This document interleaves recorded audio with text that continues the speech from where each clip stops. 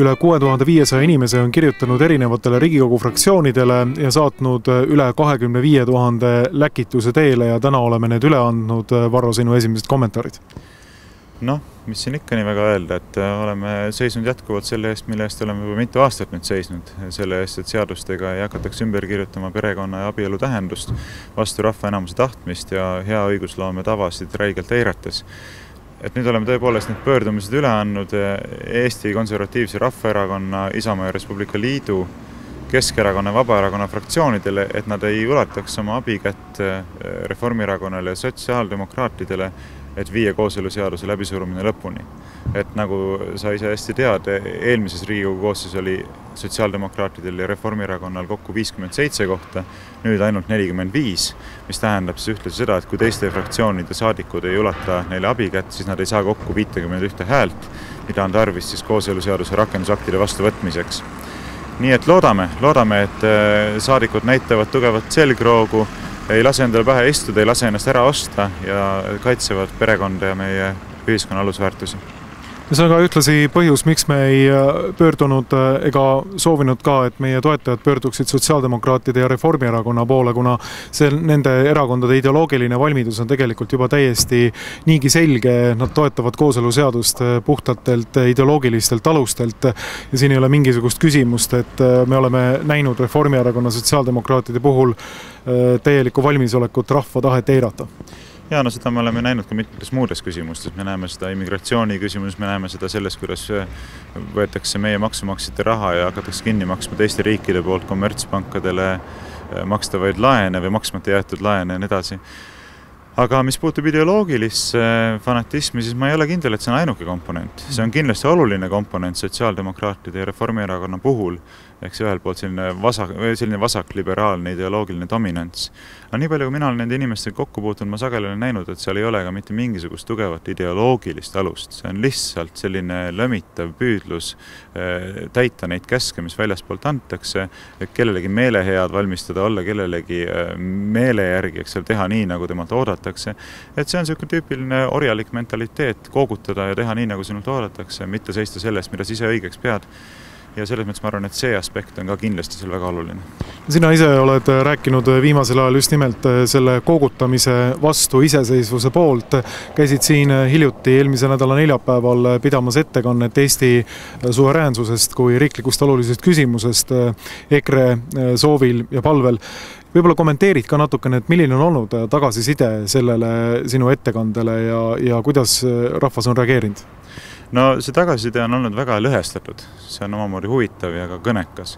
Et ühelt poolt tavalised inimesed, sõbrad, tuttavad, meie sihtasutuste toetajad, väga paljud on öelnud, et väga õiged punktid, väga oluline on neid asju välja öelda, sellepärast, et me näeme samm-sammult, kuidas meie iseseisvust antakse käest ära, selleks, et olla, ma ei tea, sinna kellelegi meele järele. Teiselt poolt jällegi poliitikute poolt, nende poliitikute poolt, kes siis ise on paljuski olnud osalised selles, et meie iseseisvust niimoodi järk-järgult ära anda ükskõik kellele, kas ida poole või lääne poole. Nende poolt on muidugi tulnud tunduvalt valulisem reaktsioon, sellepärast, et nende enda käitumine nende ideede väljatoomise taustal paistab mitte kõige paremas valguses. Nii et loomulikult on ka see olnud teatud mõttes ootuspärane, aga ma poleks ausalt öeldes oodanud, et inimesed, kes kuuluvad parlamenti, hakkavad reaktsioonina nii matslikult käituma, nagu me siin tänagi nägime, et on mitmed inimesed, kes ei ütle sulle isegi enam tere, vaatavad silma ja kõnnivad mööda. Nii et eks need on sellised asjad, millega tuleb arvestada, kui hakata välja ütlema asju, mis ei ole nii-öelda poliitiliselt korrektsed. Aga mida ma tahaksin siiski loota ja mida me kõik tahaksime loota, on see, et meil võivad olla erinevad arvamused, me võime olla erinevatel positsioonidel, rääkida erinevatest ideedest, aga kultuursed inimesed peaksid olema võimelised ikkagi kultuurselt teineteisega suhtlema. Kui sa ei ütle lihtsalt enam tere, sellepärast et keegi väljendab seisukohti, mis sulle ei meeldi, siis on tegemist ikkagi juba sellise käitumusliku probleemiga. Sa oma kõnest tõid välja ka ühe väga olulise punkti, et kui ei ole kooseluseaduse vastuvõtmiseks vajalikku 51 hääle enamus, siis oleks igati mõistlik, et see seadus tühistataks. No kuidas see teisiti saaks olla? Kui ei ole parlamendis toetust seaduse tervikujul vastuvõtmiseks, siis ei saa seda seadust vastu võtta. Kuivõrd kooseluseadus eelmisel sügisel suruti, rammiti jõuga läbi ilma rakendussäteteta vaid 40 poolt häälega, ja nüüd oleks olukorras, kus tegelikult ei saa seadust korrektselt jõustada, kuna rakendussätete vastuvõtmiseks endiselt ei ole parlamendis toetust, siis on ainult üks loogiline järeldus. See seadus tuleks tühistada. Vastasel korral tegelikult luuakse ka Eesti õigussüsteemis, õigusloome kultuuris väga halb pretsedent, millest nähtub, et seadusi saab läbi suruda hoolimata sellest, kas nende vastuvõtmiseks leidub parlamendis toetust või mitte. Ja kui see nii läheb, siis see on muidugi järjekordne väga suur samm toomaks välja, kuivõrd näiline on meie demokraatia. Et kui ikka on mingisugune ideoloogiline ambitsioon ja väljaspoolt Eestit lähtuv tugev surve, et mingisugune seadus tuleb läbi suruda, hoolimata sellest, kas selleks on tegelik vajadus või mitte, või kas seda rahva enamus toetab või mitte, siis see püütakse ära teha lihtsalt jõumeetodil, hoolimata kodanikuühiskonna protestidest ja asjaolust, et tegelikult hea õigusloome tava ei võimalda sellisel viisil seadusi vastu võtta. Et eks me näeme, aga ma usun, et üha rohkematele inimestele muutub nähtavaks see, mismoodi Eesti riigis tegelikult õigusloome toimib. No sina oled jurist ja õigusteaduse lektor Tartu Ülikoolis.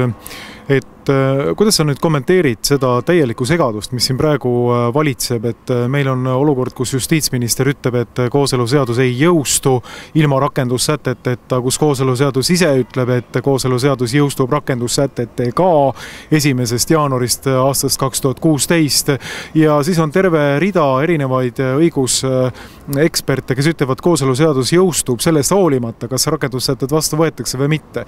Siin on nüüd küll täielik totaalne segadus, et kuidas saab niivõrd selges küsimuses olla niivõrd erinevaid nägemusi? No eks alati on küsimus selles, mitte ainult selles, mida üks õigusnorm ütleb, vaid selles, kuidas seda õigusnormi tõlgendada. Ehk kuidas seda lahti mõtestada. Ja kui me vaatame kooseluseaduse paragrahvi 26, kui ma ei eksi, siis see ütleb väga selgelt, et seadus jõustub 1. jaanuaril 2016 koos rakendusaktidega. Ehk teisisõnu on seal seaduse jõustumise eelduseks kirjutatud 2 tingimust. Esiteks 1. jaanuari 2016 saabumine ja teiseks rakendusaktide olemasolu. Ehk teisisõnu, kui rakendusakte ei ole vastu võetud, siis ei saa kooseluseadus kuidagi koos rakendusaktidega jõustuda. Ja sellest tulenevalt mina ei näe küll mitte mingisugust muud võimalust, kui tõlgendada seda normi viisil, mis ütleb, et kui rakendusakte vastu võetud ei ole, siis ka kooseluseadus ei jõustu. Ja selline tõlgendus minu meelest on ka täiesti tervemõistuslik, just nimelt sellepärast, et kui kooseluseadus suruti läbi ilma rakendusaktideta eelmisel sügisel, mis oli iseenesest näotu käitumine ja hea õigusloome tava eiramine, siis vähim, mida saadi teha, oli see, et vähemalt garanteerida just nimelt selle rakendusnormiga, et kooseluseadus ei jõustu enne, kui on rakendusaktid samuti vastu võetud. Eks seda siis pidi nägema, kas järgmine Riigikogu omab piisavalt toetust, et rakendusaktid vastu võtta või mitte, ja nagu me praegu näeme, seda toetust seal ei ole, mis teisisõnu peaks siis viima ka järeldusele, et kooseluseadus ei jõustu ja tegelikult, nagu me juba rääkisime, veelgi kaugema järelduseni, et see kooseluseadus tuleks sellisel juhul üldse tühistada. Igal juhul kooseluseaduse rakendusaktide menetlemine ja esimene lugemine hakkab peale siin Riigikogu saalis teisipäeval, käesoleval nädalal ja meie oleme siin teisipäeva hommikul kohal kella 10 alates suure lipuga, kus on peal ilusti isa, ema ja 2 last, mis ongi ju tegelikult perekonna sümbol.